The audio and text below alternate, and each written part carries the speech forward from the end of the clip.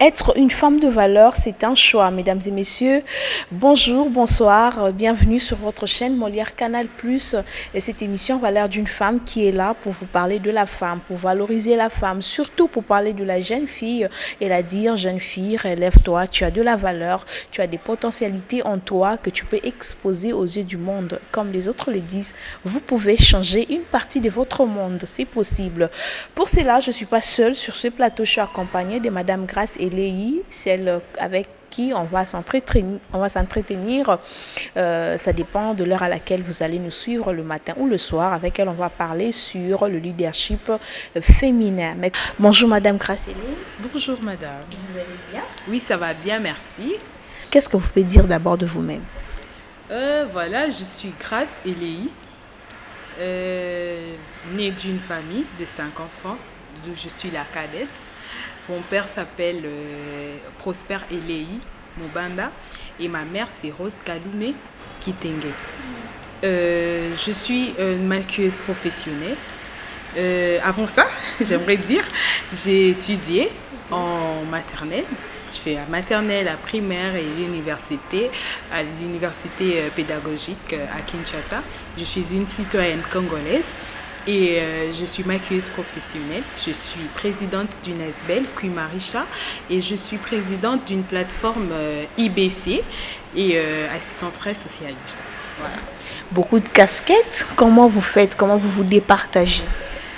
C'est question d'organisation. Il suffit de s'organiser, il suffit d'avoir un membre, un groupe, des personnes avec qui travailler et puis ça va, ça marche. Quimarisha, ça veut dire quoi? Quimarisha, c'est en swahili qui veut tout simplement dire valeur, renforcement, valoriser. Et voilà, c'est en swahili. Je vais le rappeler aux téléspectateurs, comme vous venez de les suivre dans les portraits, elle est présidente de cette ASBEL Quimarisha. Quel est l'objectif que vous poursuivez? Quimarisha a pour objectif de valoriser, promouvoir, former les artisans et ceux vivant avec handicap. Les personnes vivant avec handicap en particulier, nous les formons à devenir autonomes dans la société. Voilà. Pourquoi seulement du côté artisanat et pourquoi seulement les handicaps? Du coup, parce que déjà, moi, personnellement, j'œuvre dans ça. Et ma vision a toujours été d'avoir un grand centre, d'avoir un atelier où ces personnes peuvent exercer leur métier. Et mon regard était plus du côté artisanal, était plus aussi du côté ASBEL, une association sans but lucratif. Du coup, j'ai eu à lancer cette ASBEL et je me suis dit quelle cible des personnes je peux pointer. Et j'ai vu les personnes vivant avec handicap parce que selon moi, de toute façon, ne nous voilons pas la face. La réalité est que ces personnes vivent dans des conditions très pénibles. Ils ont une vie très défavorisée. Et moi, en tant qu'humain, je me suis dit, ok, je veux être derrière ces personnes, les aider à devenir autonomes parce que moi, je crois au potentiel de ces personnes. Ces personnes vivant avec handicap qui sont traitées de tout, qui sont rejetées dans la société. Et moi, je crois en leur talent et j'ai eu à vivre avec ces personnes. J'ai vu qu'ils ont l'esprit de la créativité. Et alors, je me suis lancée du côté culturel, artisanal. Et puis voilà. Est-ce que vous avez une histoire avec des personnes vivant avec handicap? Comment est-ce que cet amour de ces personnes est né en vous? Merci, j'aime bien cette question.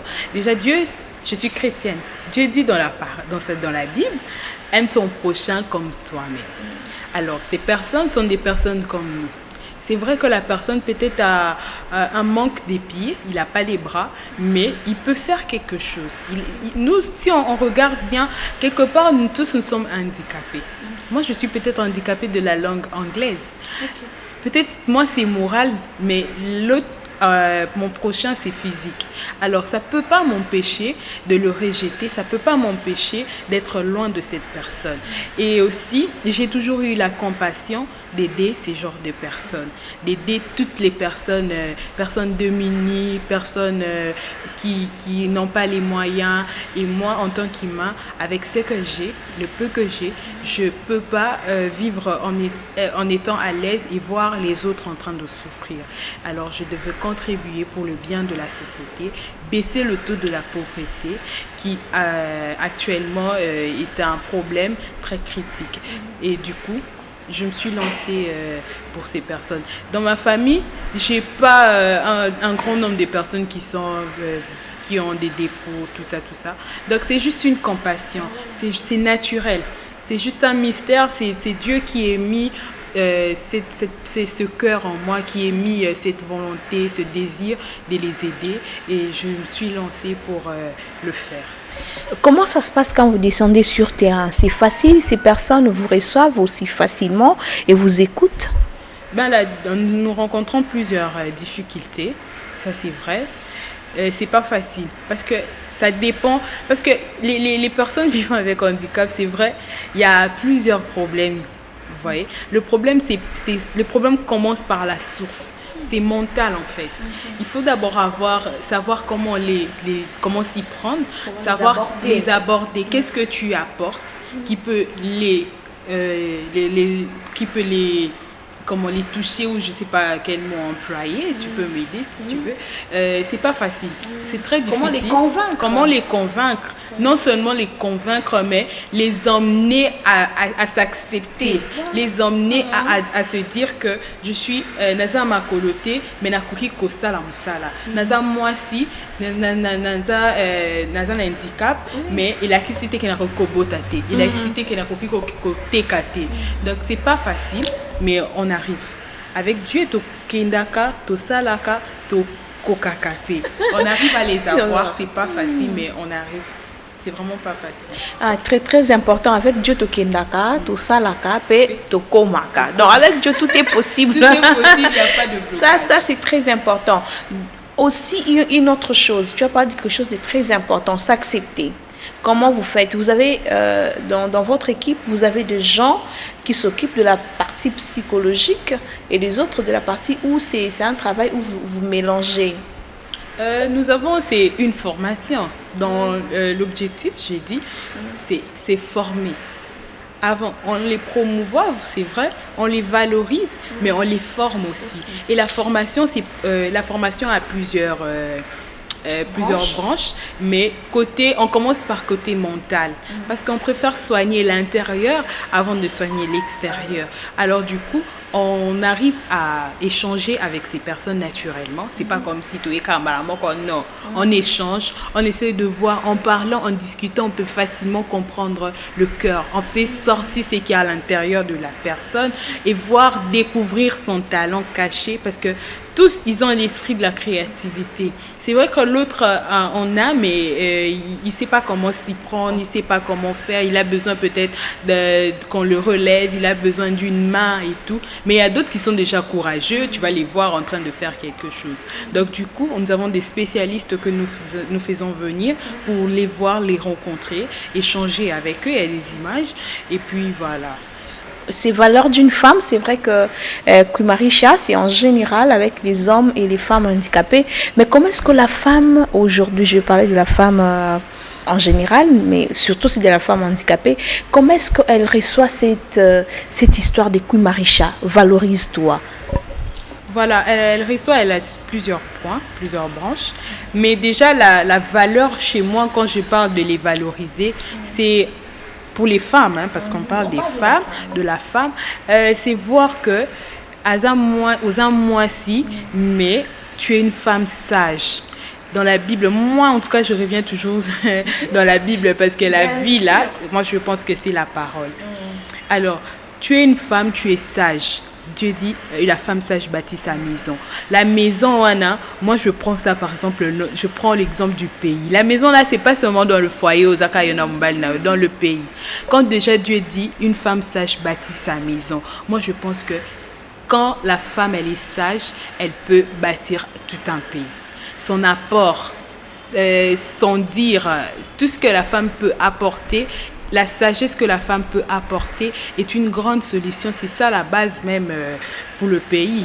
C'est pourquoi moi, quand j'approche vers ces femmes vivant avec handicap, c'est pour les dire que aux moi s'il faut téléma, aux moi s'il faut omema, sagesse dans la société. C'est ça même ce qui est important pour moi. La valeur là que moi je dis, c'est pas seulement la tabilamba, au sapé, au tiakabelo. Non, c'est la sagesse qu'il faut apporter. C'est au télémi, au tekibilo, ole sandaku ole sa mwasi na yo ole sa mobali na yo excusez ole sa bana na yo, tout ça c'est ça la sagesse dont moi je suis en train de parler, de cette femme qui ne fait pas comme tous les autres, de cette femme qui ne traîne pas avec n'importe qui pour rien faire, mais de cette femme qui se lève le matin, qui se lève pour bâtir, qui se lève pour travailler. La femme qui ne reste pas pour parler avec n'importe qui. L'autre fois, je disais à une dame, je disais de la même façon que tu entretenir ton corps, c'est de la même façon que tu dois aussi entretenir ton cerveau et ton esprit. Vous voyez, c'est très, très, très, très important. Alors aujourd'hui, on a une grande dame dans ces pays. Celle-là, elle m'inspire beaucoup. Irène Esambo, ministre des Personnes vivant avec handicap. Aujourd'hui, déjà, non seulement les handicapés ont un ministère, mais à la tête de ce ministère, c'est une femme. Et vous pensez que c'est déjà un pas vers le changement? Oui, c'est un grand pas. Hein. C'est un grand pas. C'est vrai que c'est un jeune ministère qui vient de naître. C'est vrai aussi, peut-être les recettes ne sont pas encore énormes et tout. Mais le fait déjà de sortir ce ministère, c'est une valeur qu'on a donnée à ces personnes. C'est déjà un grand pas. Moi, je crois que dans l'avenir, il y aura un changement tout à fait. On va le voir vraiment dans la réalité des choses. Parce que les gens disent que non, bah, c'est ministère, mais tout le monde de l'autre côté, changement exact. Mais tout comme c'est comme Ndaku Bazo Tongano, et ben dans la fondation Malem Bezo Matan. Et surtout que c'est nouveau, il faut les comprendre, mais il y aura un changement, c'est sûr, il y aura un changement. Et c'est une très bonne chose que le chef de l'État a pu faire, les reconnaître, les mettre l'article 49 là qui dit. Donc c'est vraiment bien pour moi en tout cas. Ça m'a encore plus encouragée parce qu'autrefois on le faisait, c'était kakaboye, toujours bundana, mais maintenant qu'on sait qu'on est un ministère, c'est encore plus rassurant. Mais Marisha, qu'est-ce qui reste maintenant? Est-ce que vous êtes déjà au sommet? Vous êtes déjà, sur l'échelle de 10, vous êtes à combien? Le groupe, hein, nous sommes à... les artisans sont à 15. Pour le moment, pour un premier début. Nous sommes à notre premier début. Le premier lancement, je l'ai fait, c'était le 12 mars. C'était juste le premier lancement, oui, au Musée National. Et nous avons plusieurs projets. Nous avons notre plan d'action. Nous sommes en train de bosser. Et nous allons faire aussi un recrutement pour recruter toutes les personnes qui ont la bonne volonté d'être formées, de travailler et tout. Et puis voilà, nous avons plusieurs projets en cours. La vision de Marisha se limite juste chez les handicapés? Non. J'ai bien dit, c'est valoriser, promouvoir et former les artisans en premier. Voilà. C'est toute personne qui se sent, qui a la volonté d'apprendre du côté artisanal, qui a la volonté. Bon, il y a aussi l'entrepreneuriat aussi qui est inclus à l'intérieur. Et toutes ces personnes de bonne volonté qui veulent apprendre. Tu es jeune, au lieu de rester à la maison, peut-être qu'il n'y a pas les moyens d'aller à l'école, mais tu as l'esprit, tu sais, oebi kotonga, oebi kosala eloko, musala maboko, tu peux venir adhérer. Et les personnes vivant avec handicap, ce sont des personnes que j'ai aussi ramenées pour qu'ils soient ensemble. Que ça soit pas... histoire d'éviter la discrimination. La discrimination, de le mettre à côté. Non, ils sont tous ensemble. Même si vous venez de les voir comment ils sont en train de travailler, tu verras même pas une différence en fait. Ils sont tous ensemble, unis en train de travailler et tout. D'accord, on a fini. Maintenant, on va parler de la jeune fille en général. On va parler de la jeune fille. Pourquoi la jeune fille aujourd'hui préfère attendre un homme qui va venir pour la prendre en charge, qui va venir pour l'acheter des voitures, qui va venir pour faire je ne sais moi quoi, alors qu'elle-même, elle a la capacité, elle-même, elle peut travailler pour pouvoir avoir tout ça. Ben moi, je me dis que le problème, c'est d'abord la source. Hein. Le problème, c'est mental. Parce que moi, avant de traiter un problème, j'aime rentrer par la source. J'aime voir c'est quoi qui pousse à cette jeune fille d'être paresseuse, de dépendre des gens, tout ça. C'est quoi le problème en fait? Parce que si on rentre en arrière, nous allons voir que avant, nos mamans, nos mères étaient plus des femmes au foyer, des femmes ménagères. Azan katanda kunaye, mobile na sa ranyoso, mobile na bimaka, asombe yake liputa, asa mutuka, azan tala lopango. Même si on a ba pigeon, on a ba mère, on a ba zara, on a ba ndaku, on a ba minen. Ça c'était la culture d'avant, si je peux dire. Mais actuellement, les choses ont changé. Actuellement, la génération actuelle, elle a un développement assez rapide et matin rapidement, où tu peux pas être là, tu te dis que non, il faut nous tous nous aspirons au mariage. Tous, en tant que jeune fille, c'est normal d'avoir cette envie d'être mère, cette envie d'être dans ton foyer. Mais quand tu vas à l'école, par exemple, tu vas pour finir où? C'est pour finir car tu n'as rien à faire. Moi, personnellement, je ne me sentirais pas à l'aise. Hein. Même quand je serai dans mon foyer, je dirai à mon mari que je dois travailler. Même s'il veut tout faire pour me dire que grâce, il faut non, je dois faire quelque chose. Beaucoup de femmes aussi sont limitées par rapport à ça. Donc, elle a enterré tous ses rêves parce qu'elle a trouvé le mariage. C'est que les jeunes filles actuelles se disent non, il faut qu'on ait il faut son mélange Jeep, il faut son mélange. Tu peux t'acheter seule une voiture, tu peux t'acheter seule une maison, tu peux pas attendre caca. Moi je pense que c'est le mental. Il faut changer le mental. Actuellement les filles copient tout, ce qui est mal.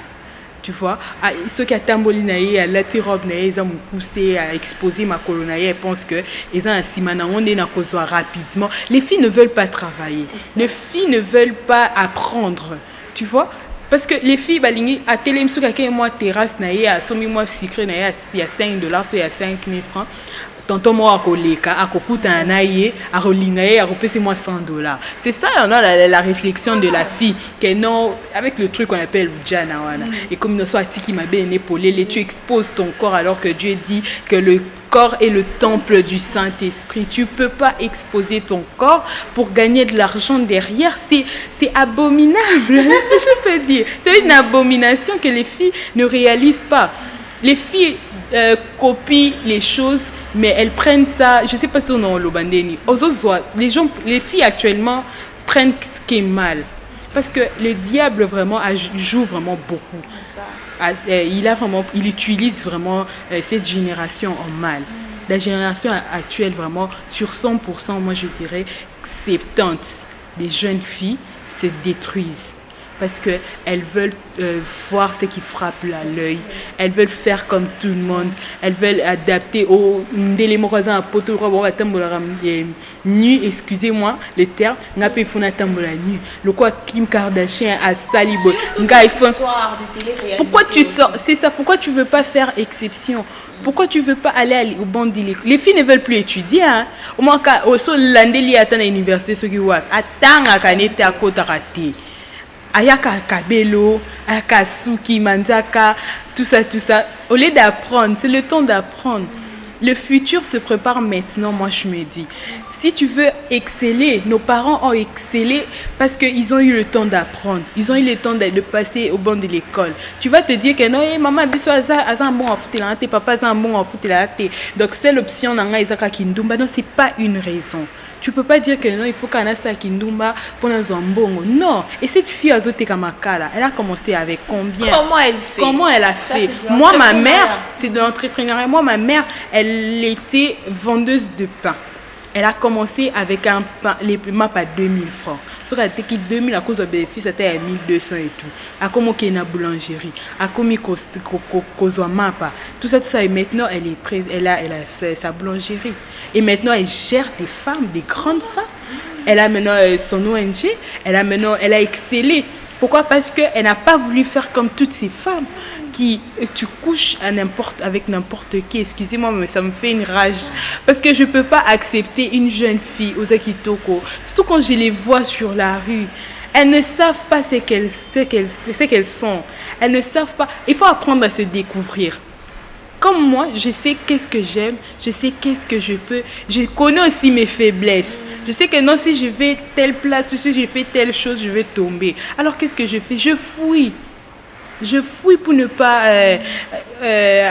accomplir le désir de la chair. C'est vrai que c'est pas facile. Mais les jeunes filles actuellement, en tout cas, c'est la catastrophe. Mais il y a de l'espoir. Tant qu'on vit, il ne faut pas qu'on reste aussi côté négatif. Il y a de l'espoir. Il y aura un changement dans l'avenir. Il y aura, cette phrase avec la femme, c'est toujours il y aura. Mais quand est-ce que ça va arriver? Et comment faire pour changer la mentalité de cette jeune fille? Ça va changer quand chacun va avoir la prise de conscience. Tu peux bien venir me dire grâce, changer, grâce. Aussi, méthode, on parle. Tu veux me dire que actuellement là, les gens ne parlent pas. Il y a des conférences qui se font. Je suis allée dernièrement ici. Je suis allée à tout ce mois de mars là, c'est quand on a ma conférence. La jeune fille, la jeune femme, la jeune fille. Oh moi c'est beau. Qui ne parle pas? Mais pourquoi ça ne change pas comme le résultat est toujours négatif? On va pas aussi dire que c'est toujours négatif, mais là, la réalité c'est lent en fait. Hein? Pourquoi on dit ça? Parce que moi, je pense que la méthode auto-salée là, elle est en côté. Il ne faut pas chercher à crier, changer, faites ceci. Non, essayez de régler la source, de voir le problème à la source, de rentrer dans ces voir. Tu approches cette fille, tu essaies de voir qu'est-ce qui lui pousse à agir de la sorte. C'est le mental, il y a un problème de mentalité. Il faut rééduquer, recadrer les jeunes filles ici à Kinshasa. Il faut vraiment recadrer. Oui, il faut recadrer. Il faut recadrer les filles. Actuellement, il y a une légèreté pas croyable. Il faut vraiment recadrer. Moi, je pense que c'est le mental d'abord. Surtout ouvrir un centre de rééducation, je ne sais pas, mais il faut vraiment. Il y a des pistes de solutions, tout dépend par là. C'est la réflexion, il faut se mettre, échanger, essayer de voir par où commencer. Mais vraiment, le vrai problème, c'est d'abord aussi nos aînés. Qu'est-ce qu'ils apportent à nos jeunes filles, nos mamans et Mikolo, nini basalara oh bala bazo mona bazo copier. Tes mamans, tu as tes jeunes filles à la maison. Comment tu te comportes envers tes enfants pour voir et puis à l'école, qu'est-ce qui s'est dit actuellement? Parce que moi je pense que on agit selon ce qu'on voit. Hein? La jeune fille là, quand elle agit de la sorte, c'est qu'elle a vu, elle a copié quelque part. Elle a vu et l'autre aussi a suivi, puis bakaboli bangono so nini makamabe wana. Tu vois? Alors, il faudrait voir qu'est-ce qu'on met. Na TV comme il y a danse, il y a un basi où on s'exposer dans les clips, on voit que les jeunes filles faire n'importe quoi. Et toi quand tu suis, après tu te dis quoi? Il faut na mara kilote wana.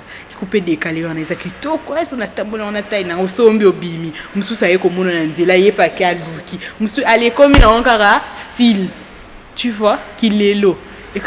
C'est la phrase qu'il est l'eau. Et comme il style. Alors que c'est pas bien. Mais Dieu est là, on va. Moi j'aime mon pays et je trouve qu'il y a de l'espoir. Il y aura un changement. C'est vrai qu'on dit toujours il y aura.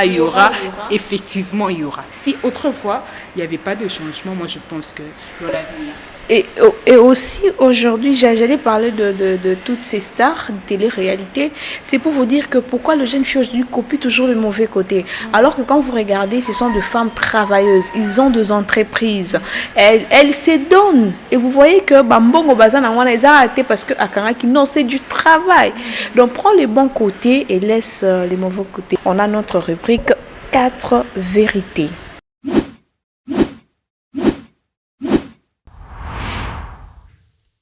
Voilà, Madame Grâce, tu vas nous donner 4 vérités dont le public ne connaisse pas de vous. C'est compliqué ce genre de questions. Mais bon, ok. Premièrement, Grâce, je suis une grâce. Ça, c'est une vérité. Non. C'est ton nom. Non, mais c'est mon nom, mais je suis une grâce. On comprend Ma vie est une grâce. Ça, c'est une vérité que les gens ne connaissent pas. Les gens me voient, grâce, tout ce qui est fait réussi, tout ça.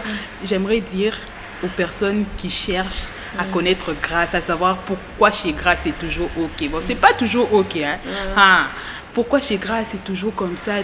Dites-moi comme bien, il y a monté ou quoi? Non, moi c'est une grâce. Ma vie est une grâce. Ça c'est la première vérité. La deuxième vérité, je suis une fille qui comprend beaucoup les gens, une fille ouverte dans le côté positif, une fille très gentille. Je suis très gentille. Ça c'est une deuxième vérité. Une troisième vérité. Je suis une fille qui aime bosser. Je suis une femme bosseuse. Ça, les gens le savent. Et votre CV, d'ailleurs, l'éprouve. Voilà, merci. Une quatrième vérité. Grâce... ce sont des questions pertinentes. Hein? Là, je ne sais même plus quoi dire. Il y a toujours un truc là que oui, il y a plein de trucs. Alors, quand il faut faire un choix, c'est un peu compliqué. Grâce est une autre vérité. Je suis une fille qui aspire au mariage. Non, elle aspire au mariage. Parce qu'il y a plusieurs personnes qui aiment poser la question. Je suis une fille qui aspire aussi au mariage. Ça, c'est une vérité pour les personnes qui me posent toujours ce genre de questions. Ok, aspirer. Qui aspire, oui, j'aspire. Et le moment viendra. Donc, c'est une demande? Une demande qui a déjà eu une réponse. Ok. J'espère que mes femmes de valeur et mes hommes de valeur qui sont en train de me suivre ont compris. Donc, une demande, mais qui a déjà une réponse. Donc, elle est déjà prise. C'est simple, c'est compréhensible. Voilà, nous sommes arrivés à la fin de cette émission avec la belle Grâce qui a fait l'honneur de venir répondre à notre invitation. Mesdames et messieurs, merci beaucoup. Valeur d'une femme est là. Papa, maman, tu veux valoriser la femme, tu veux parler de la femme, il faut nous contacter au numéro qui est là, affiché. On va venir, si vous avez des conférences, vous avez des choses, on va venir... vous parler, on va venir couvrir vos manifestations, mais surtout, comme d'habitude, on n'oublie pas, jeune fille, tu as de la valeur. Jeune fille, vous avez vu comment est-ce que Grâce est déchaînée ici quand il fallait parler de la jeune fille, elle a pris tout son temps. Donc, elle voulait tout dire. Vous voyez, il y a des femmes comme ça. Elle a peut-être ton âge, mais regarde ce qu'elle a déjà, elle a déjà accompli. Donc, toi aussi, c'est possible. C'est pas facile, mais moi, je toujours dis, c'est possible. Il est juste question de t'accepter, de comprendre ce que tu es et aussi de te donner la valeur. Voilà. En bien. Ça, c'est ce qu'il faut faire, mes chères femmes de valeur. Quel que soit ce que tu es, Ndumba, je ne sais pas qui tu es, je t'appelle femme de valeur parce que dans chaque femme, il y a de la valeur. Merci beaucoup. Si vous voyez ces beaux cadres qui nous ont reçus, c'est l'hôtel Marguerite. Cet hôtel qui est au croisement des avenues Cabine d'Abokassa. Si vous voulez faire le repos, votre mariage, manifestation, conférence, il y a de l'espace. Merci beaucoup. C'était Léon Gumbu derrière la caméra. Au revoir et on se retrouve à la semaine prochaine. Bye.